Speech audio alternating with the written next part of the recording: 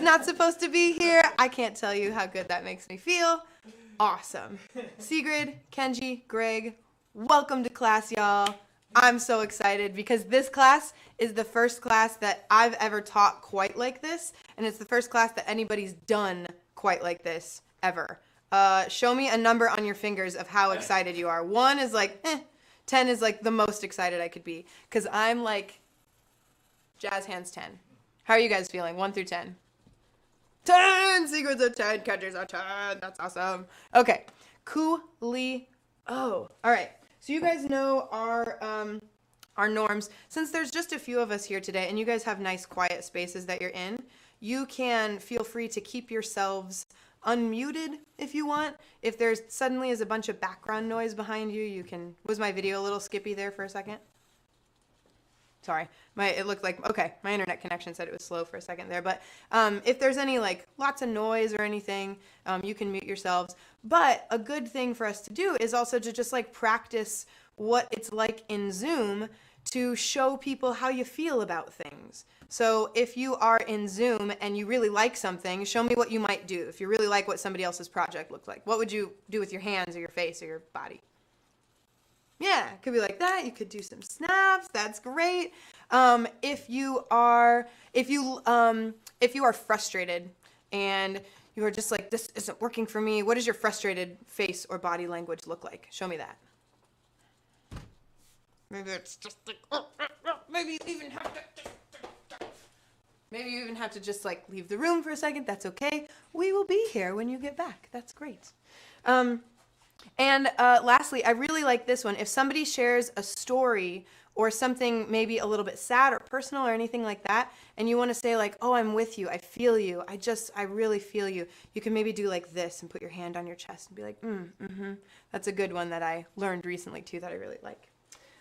Okay, so I thought it would be cool if you could just introduce yourself and say what the coolest thing you've learned this week is, because we're all about learning here. So you can say your name and you can say the coolest thing you've learned this week. So I am Kelsey, and the coolest thing I've learned this week is probably how to do remote coding, which I'm going to share with you guys. It's probably one of the coolest things I've ever learned, to be honest. But I'm really excited to share that with you guys.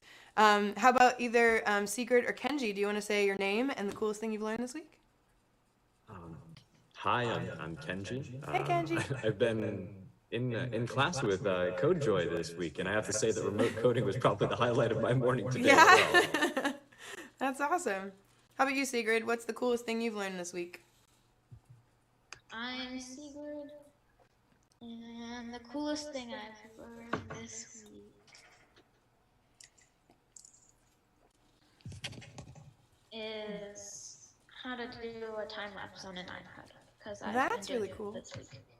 Yeah, that's awesome. What did you do a time lapse of? That's sweet. Of the shadows moving when the sun sets, like on the floor. Awesome. Yeah, that's really cool. So how long did you let it go for, and then how short did it become? Was it like 3 hours down to 30 seconds? What was it like? So I don't know how long it was because we went on a hike, but I accidentally started with the iPad on 28% power, so it died pretty It died. And That happens. so this was, let's see, it got to 34 seconds long. Oh, cool. So it took however long it took for the iPad to die, but it smushed that Probably down to like 34. 2 hours. Yeah, that's awesome. That's really cool. How about you, Greg? I know you don't necessarily always want to share video, but do you want to say the coolest thing you've learned this week if you are with us? Greg may be kind of away from his computer. This may be going in the background, which is cool too. All right, coolio. So I have a question for you guys about parades in general. Can you get our parade float going, Matt? Yeah. Great. So I want to talk about parades. Have you ever been to or have you ever seen a parade before? And if so, what was it a parade for? You ever been to a parade, Sigrid? Yeah. Yeah, what was it a parade for? I've been to many parades. But Or what was one of them, one of your favorite ones? It was the Pride Parade.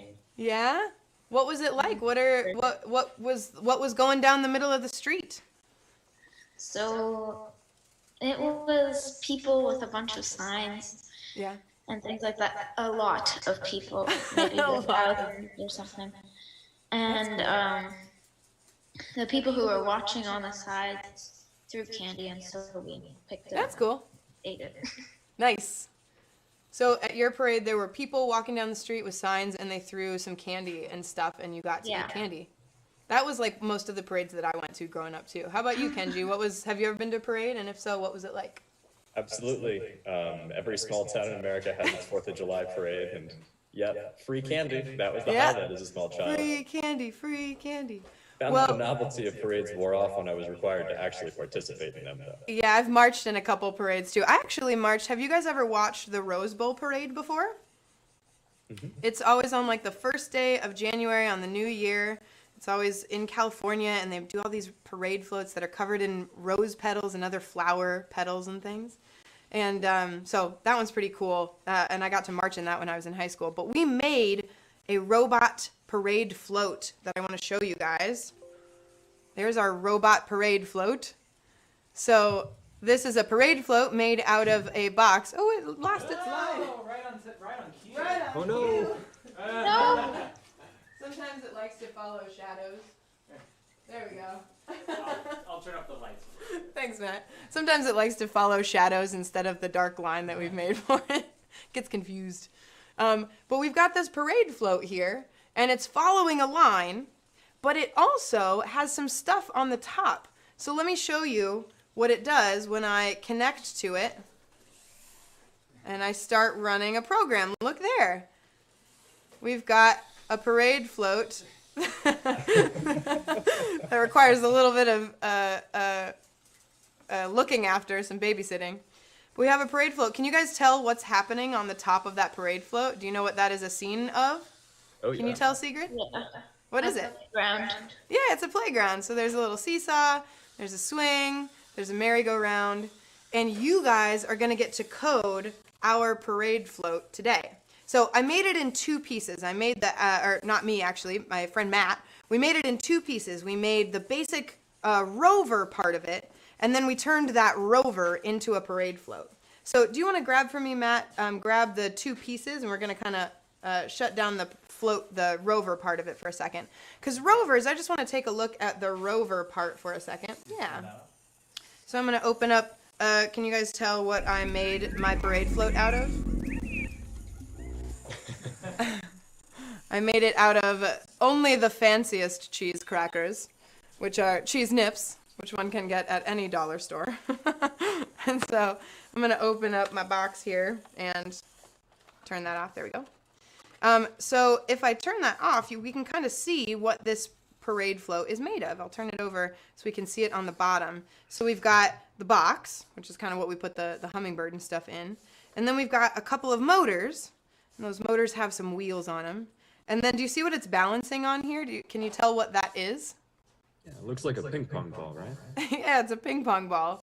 And so that ping pong ball is what this just sort of balances on, and as the wheels turn, that ping pong ball just lets it slide along the ground because it's really smooth. And then this thing sticking out here on the front that we've made with like a bottle cap and a craft stick, and we've got an LED and also a light sensor there. So with those things, we've made that's what's following a line for us. So the LED shines down at the paper, and the light sensor right here, the light sensor collects data. And so when it's going over a black line, one wheel moves, and when it's going over white paper, the other wheel moves. So if we were going to look at it, pretend this is like a glass table. This is the bottom of the Rover, and it's moving, and here's the line that it's following. It kind of scooches along like this, like black line, white, black, white, black, white, black, white. So the wheels move one at a time, and they help it kind of follow that line there. So that's how the basic part of our Rover works. But we're not even going to focus on building the Rover so much today, because if you wanted to at home, this basic design of something to balance on and a couple of wheels, that's super easy to build. I don't think I even need to break it down because, you know, it's just two wheels and a balancy thing. Let me show you one other example of a rover just to show you something else you might do with that same concept. Let me grab it. Oh, do you know where our commuter went? Should be buried. Oh, here he is. Got him. All right. So this one, I like to call him our angry commuter, but do you have a different name for him, Matt? Angry commuter work. Angry commuter works. He's sort of, or grumpy commuter. So if his batteries are dead, but the way that it works, he's got a distance sensor on the front here. So he's got that same construction. If I turn it upside down, you can see it's just two wheels and a ping pong ball. And this ping pong ball we put on the battery pack to help it balance a little bit better. But yeah, the way it works is it's just, if I show you the bottom here, it's two wheels and it just kind of rolls around. But the thing that this project has is it has a distance sensor on the front. So instead of following a line, this one senses when it's close to something and it goes, oh, nope, and it backs up and it goes and finds something else and it goes, oh, nope, let me go this way, and then it finds something else to go bump into. So I think this one reminds me of a Roomba, like those self-driving vacuum cleaners. That's kind of what this guy is, but he also has this little wheel here. So those are his little hands on his steering wheel, and he kind of goes. He's so silly. He's just made out of a box and some cardboard. I'll put him off to the side. That's the best. Yeah. Do you guys have any questions about how a rover is made with the two wheels and the ping pong ball, or have any other ideas for what you could do with a rover besides follow a line or back away from something? You could put it on tracks. Oh, what could you do with it on tracks? What would that be like? That sounds interesting. I was thinking like tracks, and then you can pull a string of have. You could kind of almost make like a train with it, like put it on a couple of tracks so that it goes exactly where you want it to go, and then have it pull something. That's pretty cool. I like that idea. Any other ideas for what you could do with a rover? You do all sorts of weird things with it, especially like depending on what input, what sensor you use with it, you can think of all kinds of crazy cool things. But I thought we would practice today. We would learn a couple things about coding. So I know, Kenji, you coded a long time ago, but you haven't coded as much recently. You're kind of relearning how to code. How about you, Sigrid? Have you done much coding before? Not really. Not really? Well, we're going to get a chance to do a little bit of coding today. So the first thing I'm going to do is I'm going to send you guys in the chat window, I'm going to send you a link to a Snap project. And this is just a basic Snap project. No bells and whistles. It doesn't do much. And you'll also see that my artwork in this Snap file, you know, it's okay. it's all right. So there we go. So I just sent you guys a link in the chat window, and if you open that link up, you'll get something that looks kind of like this. Give me a thumbs up when you get a very silly looking round bird on your screen. I had to paste it into Chrome. Yes. Oh, and if you're, Sigrid, are you using Chrome as your browser? I am. Okay, perfect. All of the links that I'm going to send you today work best if you're on Chrome, so this is great. Give me a thumbs up if you have a silly looking blue bird in front of you now. Oh, and what you're probably doing is you're probably putting your Zoom window next to your browser window so that you can see me and you can see your screen at the same time. That might take a couple seconds. Yeah.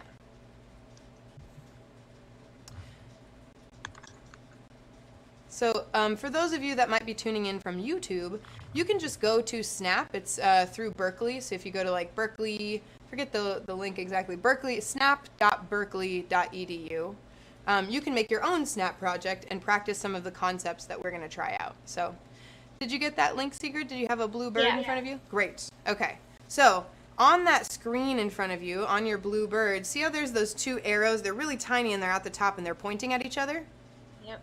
Click those, and now you can see inside my project. So if you've never done much coding before, let me kind of tell you what you're looking at here.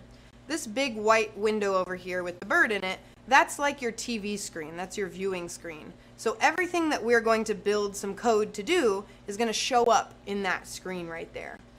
Let's actually make that screen just a little bit smaller. See these two blue lines up here? You can grab those and you can drag them over a little bit. I'm going to make mine a little bit smaller because I don't need it to be that big on my screen. So you can resize it to whatever you want. Because you're going to want to be able to see this space in the middle right here where it says when space key pressed and move -10 steps and repeat 10 times and that whole thing. So let's just try clicking on this blue block here that says move -10 steps and watch what happens to your bird in your little viewer window. What happened to your bird?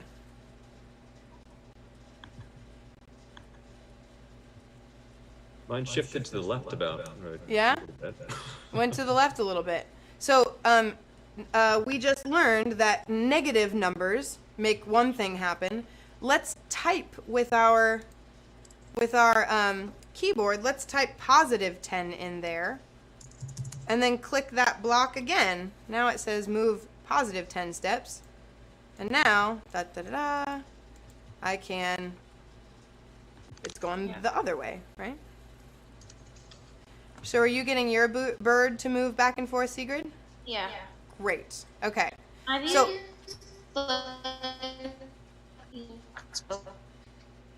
Can you say that one more time? Your audio was a little bit skippy. I've used these blocks before. Awesome. So this is going to be really familiar. That's great. Okay, so this one's just kind of a basic, like, do something block, a blue block. We're going to be using some blue blocks today. And this gold one up here that says when space key pressed, well, let's take that down and let's click that on to the move 10 steps one, and then go down on your keyboard here and press the space key and see what happens to your bird. When you press the space key, now it moves, right? We could even change that.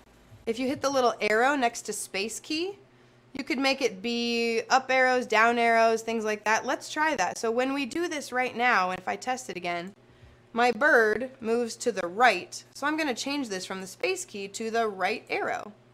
So now when the right arrow is pressed, it's going to go to the right. Let's do one quick thing. If you right click on this event block here, that's what these are called. They're like an event. Oh, yes, you have a question, Sigrid. Where'd you get the thing next to where all the blocks are? Oh, this space over here? Yeah. I'm not sure. No, That's no, just... Oh, The one this to gold the one? left of it. Oh, all these over here? To the right. This gold one right here? Yeah, that. Oh, that one?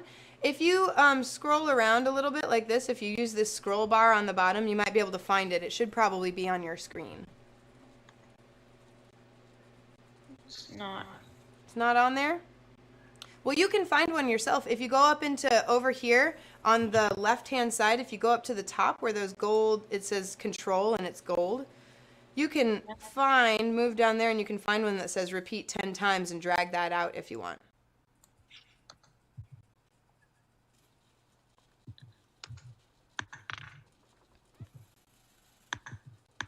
Yeah.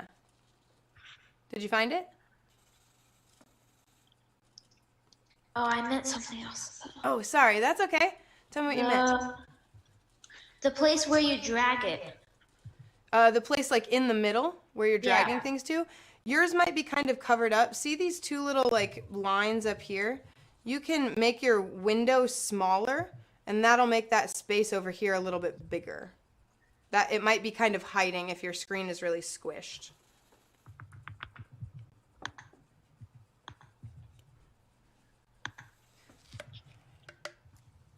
So can you say again? Which little lines? Wait. The two little blue lines on the top, like right up here, right next to the window with the bird in it, there's like two white lines that when you put your mouse over them, they turn bright blue. And if you find those, you can scooch them like in and out. You can scooch them in or scooch them out and make that screen a little bit bigger or smaller. And if you make it a little smaller, you'll have more room in the center there just to work and see all your blocks and stuff. Aha. Aha! That's my favorite sound. That's great. So now do you see those blocks? Do you see the when? Yeah. Yeah, okay, great. So the idea of an event block, that's the first kind of block we're going to learn about. So an event block is like when something happens, then it makes other things happen. So an example, bless you, an example of an event like in life might be like when at the beginning of a race in the Olympics, at the beginning of a race when there's all those runners like lined up on their marks and everything, and they fire the gun. When you hear the gun fire, then you're allowed to run. So you can't start running until the starting gun fires. And so that's an example of an event that can trigger a thing to happen. But there's all kinds of examples of those. Hello, Secrets friend. You can learn with us too if you'd like. But this event on our screen here, this event is, I changed mine to when the right arrow is pressed, then it moves 10 steps. So what I'm going to do now in the chat window, and I'm going to send this just to you, Sigrid, what we're going to transition to is you can keep programming on your bird and kind of click around in there and try things out if you want. But also you can start to code our robot parade float. So I'm going to go get the piece that you can code and show you. Or should I leave it over here? No, bring it over there so you get it closer. Great. All right. So here I've got my robot parade float right here. And let's see, we're kind of zoomed in there, and Matt's going to help me focus it a little bit. So we've got a cool close shot there. All right, awesome. So there's our parade float. You can see some cheese nips in the background. And I can look at it from the top as well there, so we can kind of see what's going on. Put it right in the middle. Can you make sure that's focused on that one right where it is? Awesome. Okay, so now we see our robot parade float, and there is a way for you at home to change things about this parade float right here. So I'm gonna send this link. I'm gonna send a link in the chat window, and I'm just gonna send it to Sigrid. So nobody else is gonna be able to click this for now, but you all are gonna get a chance if you wanna try it out. So I'm gonna copy this file and put it in the chat window. And when I do, I'm going to share it with just Sigrid. Sigrid's the specialist first one. Do you feel special, Sigrid? Okay. And you can unmute yourself if you want, Sigrid, too. That way it'll be easier for us to talk.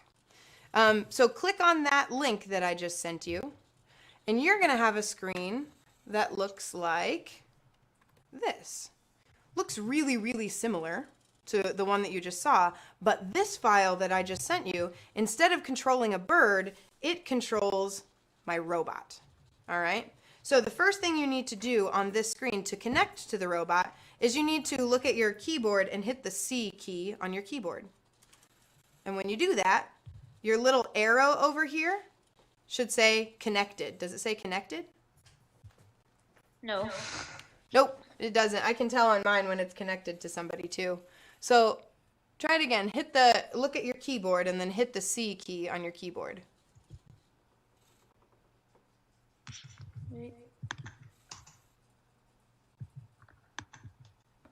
It just crashed.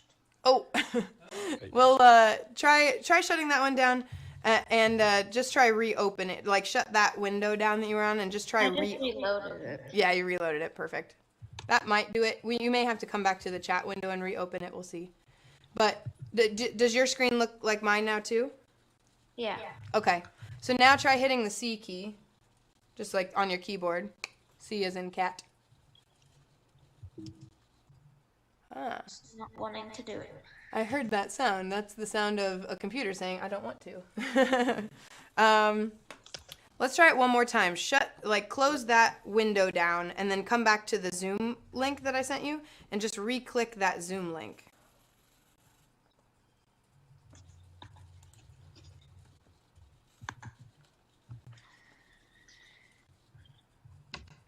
Try it out. All right, so if your screen looks like this, when you get it there, sorry, like that, hit that C key to try and connect to it. In the middle, it says opening project. Okay, so we're waiting for it to open. Sometimes that can take a second. This is bouncing off of a, sorry, say again, Sigrid? Okay, yeah, I'm connected. You're connected. I see it on the side of my robot. I have a microbit here. I'll go to my top view so you can see what I'm looking at. I have a microbit on the side here, and it's a little bright in here, but if I cover up the light, you can see that I just got an X on my microbit, which means that I know that you are connected, which is awesome. So now if you look at that screen in front of you, this is what it looks like on Sigrid's screen, everybody. She has an event here that says when the space key is pressed, the Hummingbird rotation servo should do something. So press the space key and let's see what happens. You just did that! You are halfway across the world and you just controlled the robot here in my studio. What? That's so cool. I like that, Kenji. Kenji just did some happy hands. If you're watching on YouTube, even though we can't see you, I encourage you to do some happy hands for Sigrid. So this program, if we take a look at it, it only runs for 5 seconds and then it stops. So if we go back to here, if you hit space key again, it should start up again and it should go for about 5 seconds. You want to try hitting space key again? There it is. It did it. Less than a second. That is really cool. Kudos to Tom Lowers, by the way, the founder of BirdBrain, for figuring all of this out over the weekend, which is pretty cool. So let's try changing something in your code. Right now, that program only runs for 5 seconds. See how it says Hummingbird rotation servo 1 at 50% speed? That's what that 50 means. And then wait for 5 seconds, and then rotation servo 1 at 0% speed. That means stop. It says Try 20% speed. Oh, does it say 20% for you? That's great. Okay. So that's going pretty slow. How about, can you speed that up instead of going at 20% speed? Speed it up a little bit. It goes all the way up to 100. So put a different number in there and then tell us what number you put in and hit your space key. Let's try it again. Let's like throw these kids off the merry-go-round. Right? Just, whoa! They're gonna fly off the edge. Kids are hitting each other on the playground. They're knocking over the teachers. They just went flying. That's crazy. 75%. That's 75%. Now, like the big kids like you, like they could hold on, but the little kids, they're just like swinging them across the playground. That's no good. Maybe slow it down just a little bit. And let's also make it go for longer. So slow down your motor a little bit, not 75%, some a little slower. And also increase your wait block. So instead of waiting for 5 seconds, make it run for a little longer than 5 seconds. Put a bigger number in there. Can you tell us what you're doing as you do it? Yeah. So I put in 50 and Cool. then wait 10 seconds. All right, hit space key. Let's check it out, girl. Yeah, okay, that's a fun speed, but not a death speed. That's great. Nobody's getting flung across the playground with that. That is beautiful. 75 was when people were getting flung around, so 100 is probably. Yeah, 100 is splatter against the wall speed. 75 was fling them across the playground. 50 is fun. 50 is the speed of fun. That's what we know now. All right, nice job, Sigrid. Let us all show some appreciation for Sigrid and her programming skills. Very nicely done. Very nicely done. All right, so Sigrid, I want you on your keyboard to hit the X button on your keyboard because that's going to disconnect you. There. Let's see. Does the little sprite up in the corner say disconnected now? Yeah. I think it does because my robot, if I look at it from the top, my robot now has a check mark, which means that you disconnected effectively. So, And Nice job. if I press the space key, nothing happens. yeah, that's a good way to test that out too. Good troubleshooting and testing, woman. All right. So now I'm going to send the next link. I'm going to send this one to both Kenji and Sigrid. But Kenji actually already tested this out for me this morning. So Kenji, if you don't mind, I'm just going to keep playing with Sigrid. But you can like Go right follow on along. ahead. All right, cool. So Sigrid, I sent this one. Oh, I just sent that to Kenji. Oops. I'm going to send it to everyone. Okay. Here we go. So now, Sigrid, open up the next file that I just sent you. This is going to open up almost the same project, but we added something. And I want us to figure out what we added and what it does. All right? So when you get that one, when that one opens up, do the same thing. Hit the C key to connect. And I'll be able to tell you when you've connected because there will be an X on my microbit. So I'm going to watch it carefully here. We're just going to keep adding things to our playground and making it more and more and more fun. I'd like to point out, though, that these two, if we scale this down, these two children are actually 6 feet apart, if we scale it down. So they're practicing good social distancing. The teeter-totter here, exactly 6 feet. Everybody's safe. You should do that, too, if you're watching at home. Go to the playground. Play from apart. Oh, no! Secret got logged off a little bit. And there's actually no way for her to rejoin because of how the settings are on our class. Bummer. She probably accidentally hit the X on that. But Kenji, you're our only student now, so you're up, man. No pressure, but be an excellent student. Are you ready? Okay. Okay. So do you want to open that? Do you want to open that file that I just sent to you and everyone? Make sure you open it. Doesn't sound like I have a choice now, do I? No, you don't. This is forced labor, and I'm okay with it. All right, I think I have the right. It'll be that second one. I sent one to just you, and then I sent the same link to everybody. So whatever the 2 links that you've gotten are the same. So when you open that up in Chrome, remember, when you see, oops, not that screen. When you see this screen, or a screen that looks like this, that is how you'll know you're on the right place. And you'll hit C to connect. And let me know when you do, so I can tell you on my end whether or not you're connected. All I get to see is whether or not somebody is All right, connected. it's loading. Open Okay. project now. Loading project now. Those are my Alright. favorite words today. Hey, we're connected. Yep, you are connected. All right, hit the space key and let's see what happens. Ooh, ooh. You are now controlling. I'll turn it this way. This is probably a better view. Yeah. Oh my gosh, it's so darn cute. I'm gonna explode.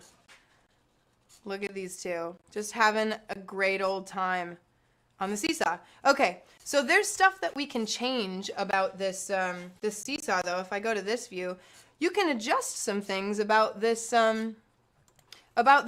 There's stuff that you can change. So if I go to that same one that you're working on, so I'm going to open up the same project as you, but only one person can control it at a time. If I open up the same project as you, this one is playing with the position servo, and right now it's going from 90 degrees to 120 degrees. And let's make it go further. Like they're just moving a little bit right now. They're just meet. Let's make them move a lot. Let's make them really hop up and down on this seesaw. So let's see if you can change those numbers, 90 and 120, and tell me what you change them to.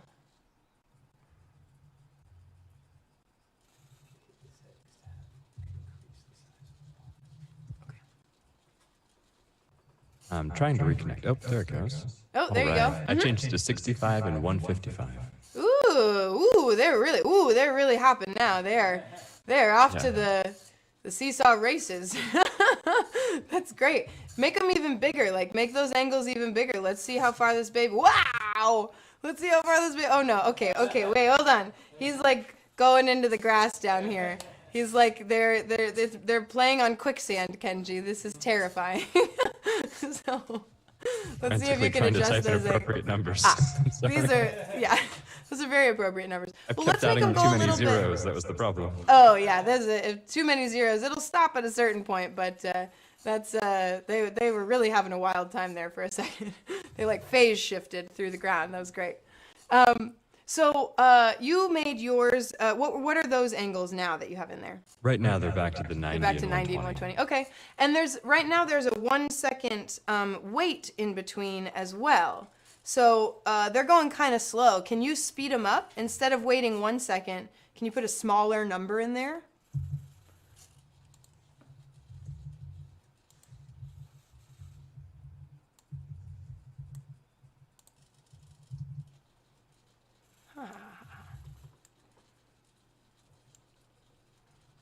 Figure out how to make my blocks bigger. Look at there.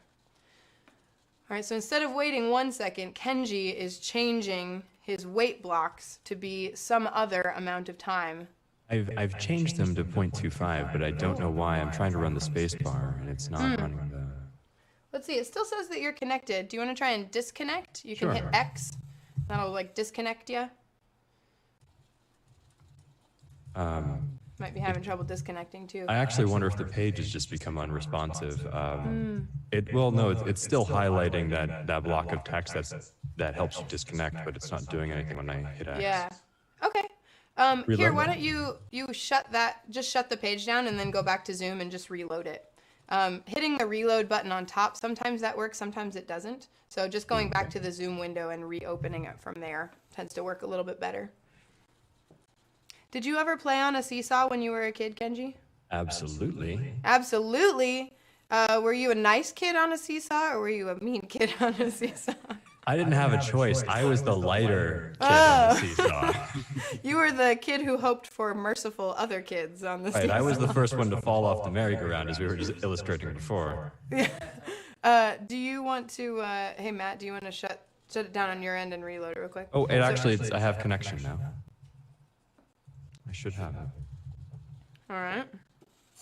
Hey, ooh, now they're going. Look at there. Zoop, zoop, zoop, zoop, zoop. That's great. That's awesome, Kenji. Hey. All right, go ahead and hit X to disconnect. And I'm going to send you another file. And we're going to try this one out because there is another component to our playground here. So let me copy this file. And I'm going to send it to you in the Zoom chat window. There we go. Great. And if you open up that one, let's see what part of our playground that controls. So we know the merry-go-round. We know the seesaw. There's one other part of our playground, and let's see if we can find out what's gonna move here. I'll move this battery pack so we can see the playground a little bit better. Yeah.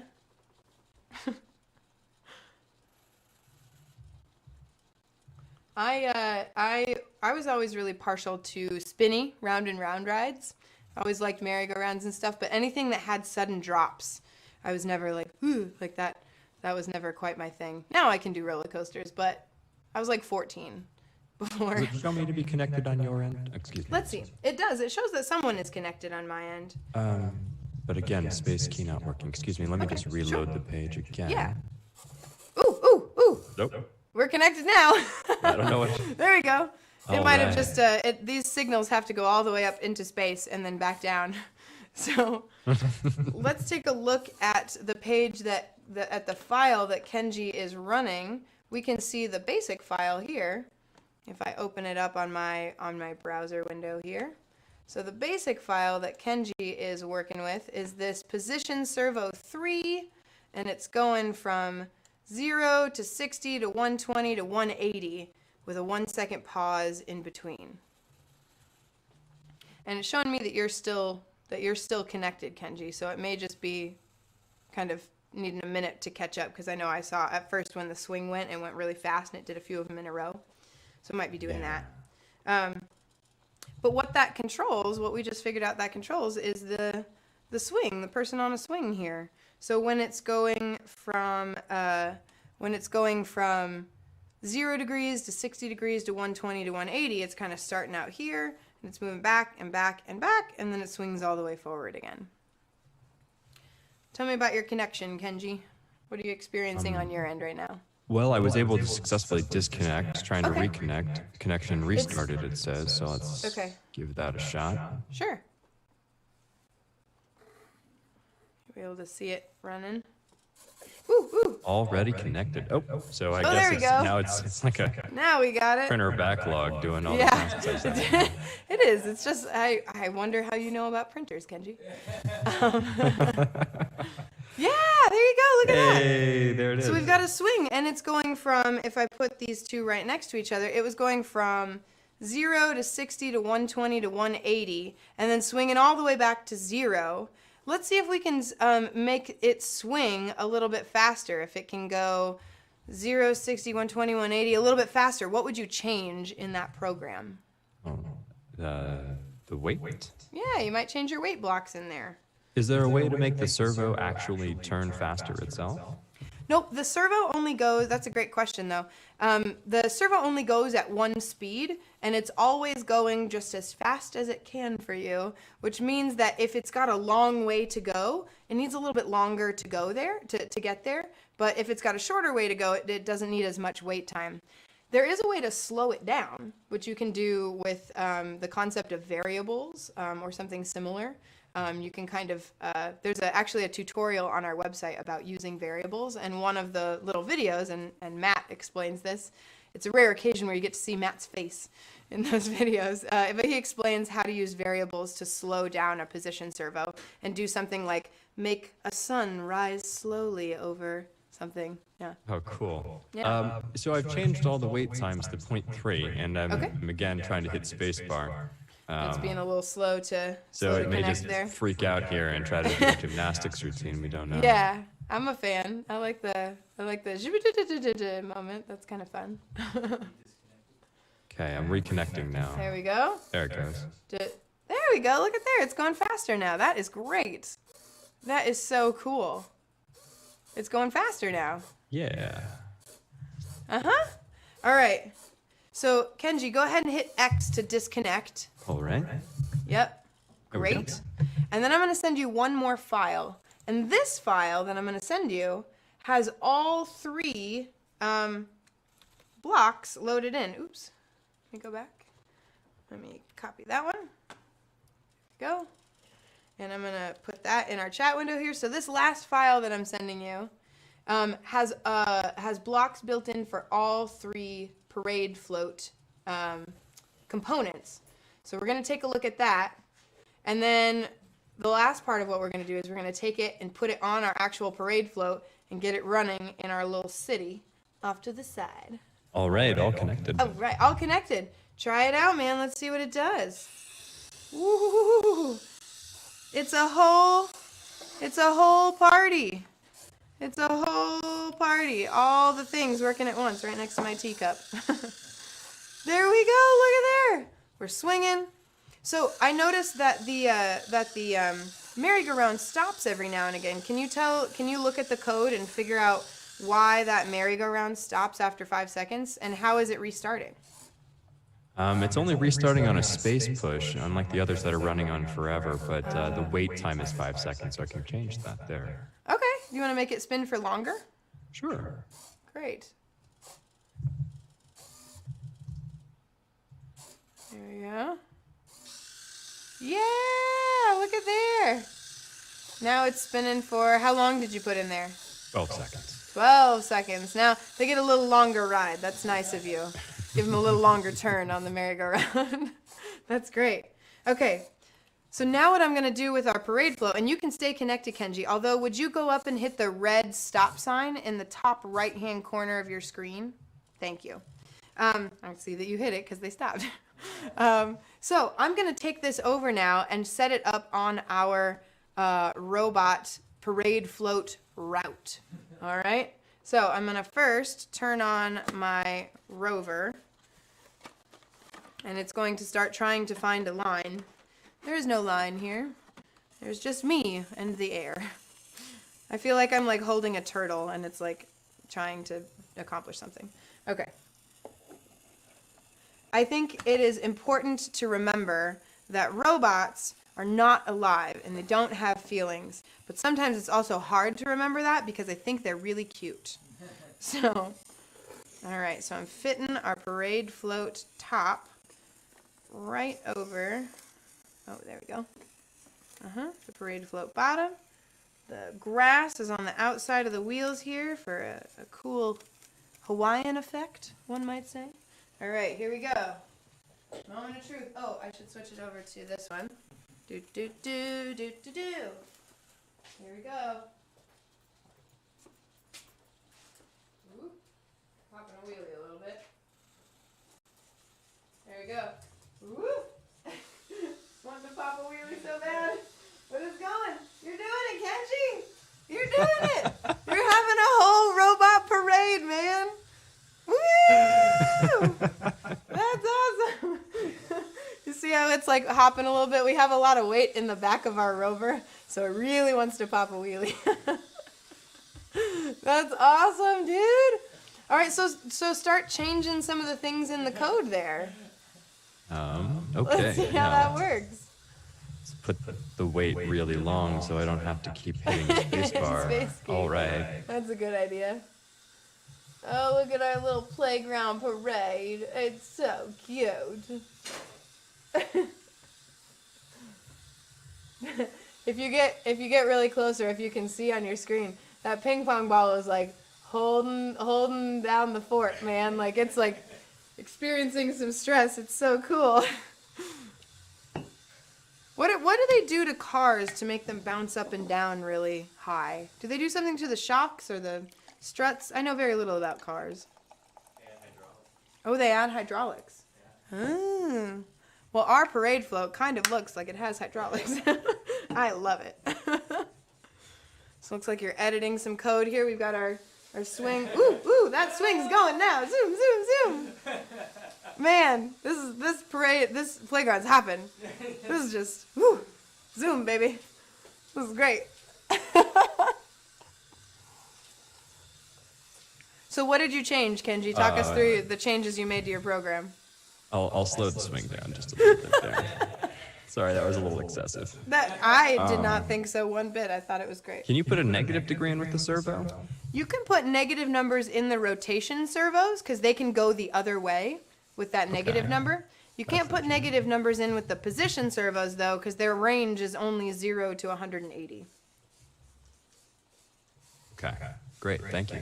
Yes, we thought the position servo would be a good call for the swing because you no matter how hard you try, you can never go all the way around on a swing. That's the first thing. That's the first and hardest lesson of a swing is that no matter how hard you try, you can never go all the way around. All right, so yeah, things that I changed is actually just removed 2 of the positions that the swing was going to because I was trying to make more of a fluid motion, and then I realized that I don't have the correct numbers to get it to the right spots I'd like. We'll try messing with those numbers a little bit. Well, if it's in a like forever, sometimes it's going all the way to the back, or is it my camera just not refreshing correctly? You're right. It's not making it all the way to the back of the swing. That's probably because it doesn't have time to make it all the way over there. Okay. So you may need to, whatever the front angle is, I think the front angle is 0. You may need to give it a little bit more time to get from 0 to whatever that other angle is. Yeah, okay, that makes a lot of sense. Put a Thank little you. more. There you go. Let me just throw in some extra.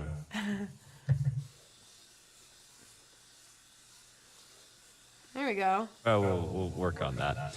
Sure. Actually, so we wouldn't want that number to be there. Would we want that to be 65? See what direction it takes us. Anyway, so yeah, and the other ones I just sort of reduced the wait time on the position servos for number 2. So and then I just changed the angle so that they would be touching the ground and just moving a little faster. Yeah, I like that they're touching the ground now. It looks really like kind of realistic. Like it looks like they're really like pushing off with their little pipe cleaner feet. This is so cool. What a lovely little playground. Thanks, Hey, Matt. whoa! Hey, our hydraulic system. Oh no! Oh, this is- The Rover drove out from underneath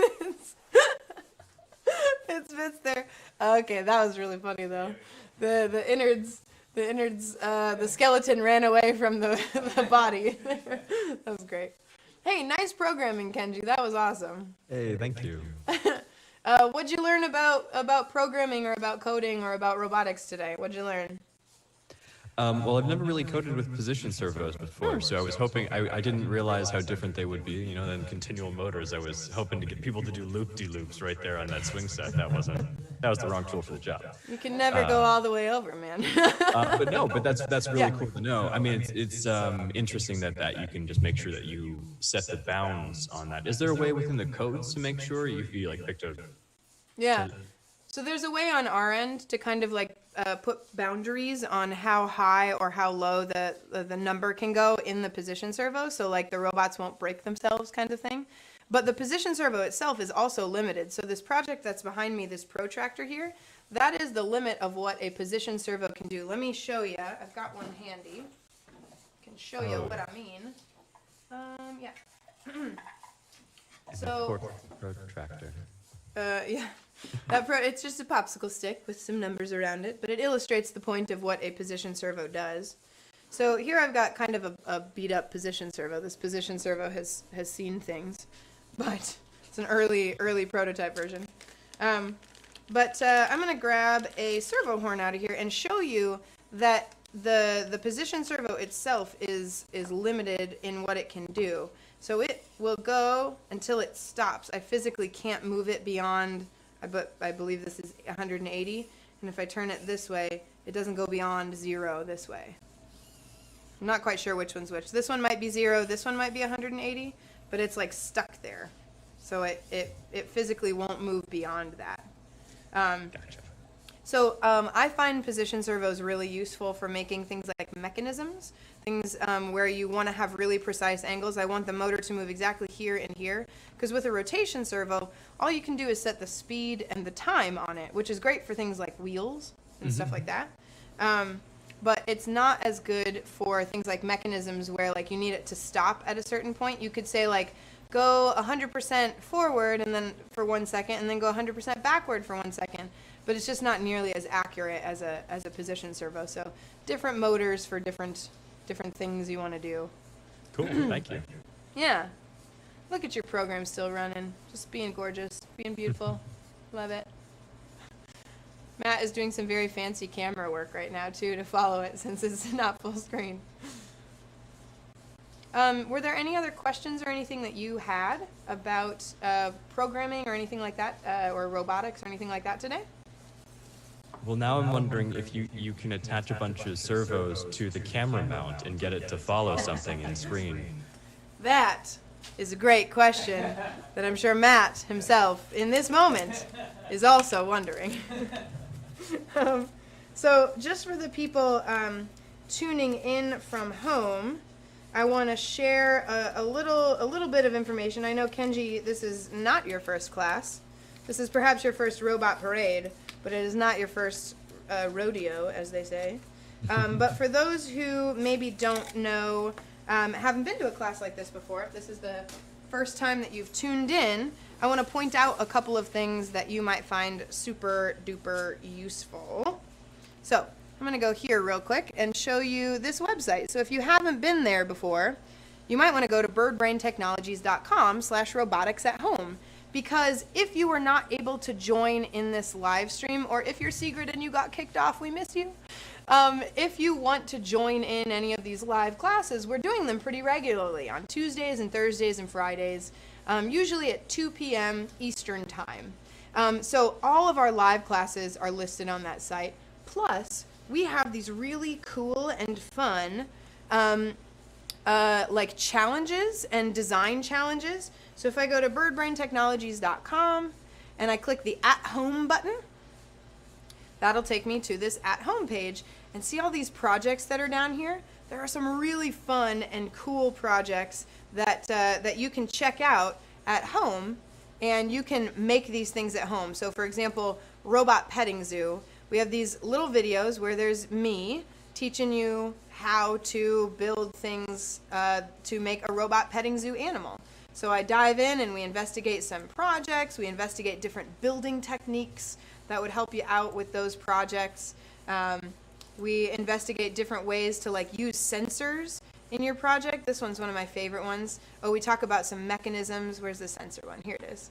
So we talk about different ways to use sensors in your project. So we have like a feed me sensor, things like that. So if you like listening to this class and you like learning from me and you like learning from BirdBrain and you like learning about robotics, these are some really cool project ideas for what you can do at home if you have a Hummingbird. But also all of our upcoming sessions that we're going to be doing, all of them are going to be like a little bit like this today, in that if you have stuff at home, you could build a Rover at home. I kind of showed you how that Rover was built. But also we're going to investigate coding. And you can do some coding at home, and you at home can code